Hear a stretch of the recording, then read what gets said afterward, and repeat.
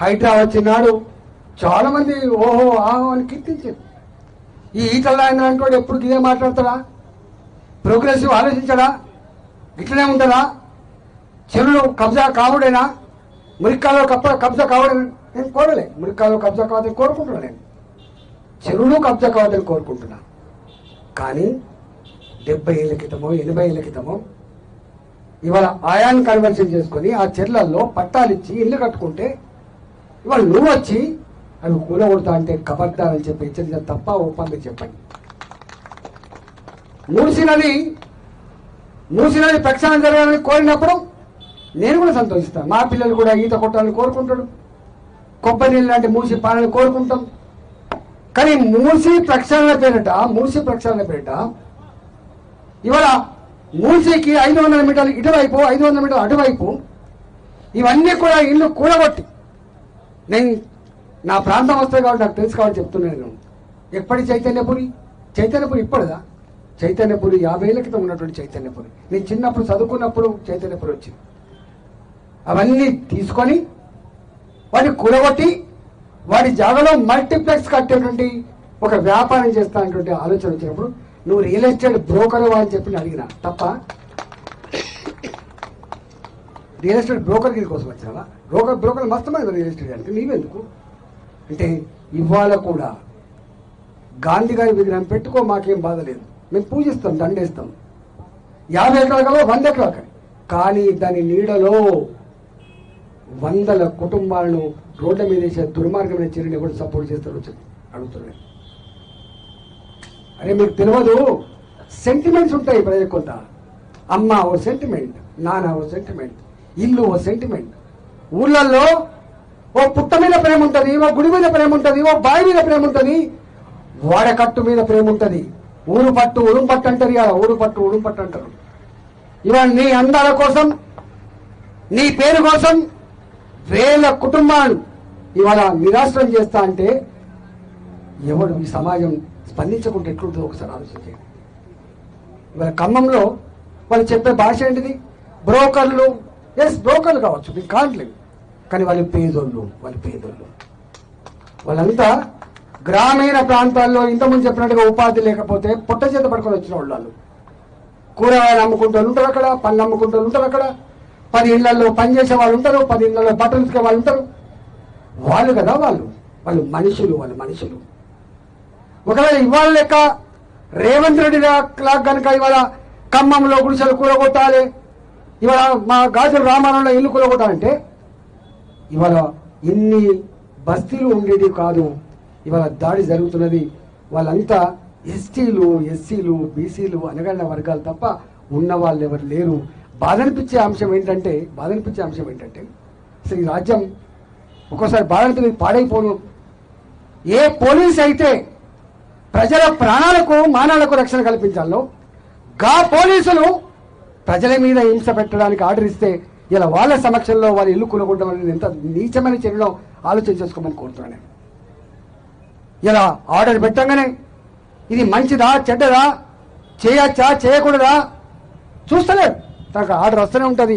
ఇవాళ శత్రు దేశాల మీద యుద్ధం చేసినట్టుగా పేద ప్రజల మీద ఇలా దౌర్జన్యం చేస్తున్నారు. వాళ్ళ కళ్ళ ముందే పోలీసుల సమక్షంలో నోటీసు లేకుండా దొంగల్లాగా అర్ధరాత్రి పూట వచ్చి లారీలు ఒక్కొక్క ఇంటికి ఒక లారీ తెచ్చి వాళ్ళు కుక్కి పడేసి ఇలా కూలగొట్టే పరిస్థితి వచ్చిందంటే ఎటుపోతుందో తెలంగాణ సమాజం ఆలోచించమని చెప్పి కోరుతున్నాను. దీన్ని ఆర్పగలిగే శక్తి కేవలం సంఘాలకు మాత్రమే లేదు, దీన్ని ఆర్పగలిగే శక్తి కేవలం వ్యక్తులకు మాత్రమే లేదు, దీన్ని ఆర్పగలిగే శక్తి అడ్డుకోగలిగే శక్తి ప్రజలకు మాత్రమే ఉంటుందనే విషయం మర్చిపోతుంది తెలంగాణ. ఏ తెలంగాణ మత్పరిచేది కాదని, మాయ చేసేది కాదని, తెలంగాణ పరిగెసుకొచ్చే కొట్లాడే శక్తి ఉందని చెప్పి అయితే గర్వపడ్డమో ఇక్కడ పోయింది చైతన్యం. ఏమైపోతుంది చైతన్యం ఆలోచన చేసుకోవాలి. మనం 2 ఏళ్ళు గడిచిపోయింది. వాళ్ళ ఎన్ని 6 గ్యారంటీలు 6 పాలసీలు పెట్టిండ్రు. బీసీ పాలసీ, విద్యార్థి పాలసీ, రైతు పాలసీ, 66 హామీలు, 400 రకాల పనులు ఇలా ఏం అమలవుతున్నాయి? నేను అంటే చాలామంది నవ్విండ్రు. చిరంజీవి లాంటి వాళ్ళకు తెలిసి ఉండాలి. అప్పుడు నేను మాట్లాడినా, అరే 5,000 కోట్ల రూపాయలు అదనంగా ఖర్చు పెట్టే సత్తా ఈ రాష్ట్ర ప్రభుత్వం దగ్గర లేదు. ఎట్లా ఇస్తున్నావు 40,000 కోట్లకు 50,000 కోట్లకు హామీలు అని చెప్పి నేను అడిగినా. వాళ్ళు ఇచ్చిన హామీలు అమలు చేయాలంటే 1,00,000 కోట్ల రూపాయలు సంవత్సరానికి అదనంగా ఆదాయం కావాలి. ఆయన అన్న మాట ఏంటంటే ఈ ఈటల రాజేంద్ర తెలియకూడదా, ఈటల రాజేంద్రకే చదువస్తుందా మాకు తెలియదా? ఒక ముక్క జాగమ్మితే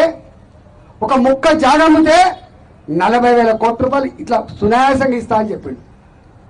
కానీ ఆ ముక్క జాగలు మీకు తెలుసో తెలియదో, నేను సజీవ సాక్షిని. ఇప్పుడు మల్కాయిరి పార్లమెంట్ ఉన్నా, నేను మల్కాయిరి పార్లమెంట్ వీళ్ళు మాట్లాడుతున్నది 60 గజాల పేదల గురించి మాట్లాడుతున్నారు, కూలగొట్టడానికి 100 గజాల పేదల గురించి మాట్లాడుతున్నారు. నేను స్వయంగా చూసిన 2007లో ఎల్లమ్మ బండ ఒక 300 ఎకరాలు ఉంటుంది. 150 ఎకరాలు ఆనాడు రాజశేఖర గారి పేదలకు ఇళ్ల జాగాలు ఇచ్చిండు, ఇల్లు కట్టుకున్నారు అక్కడ.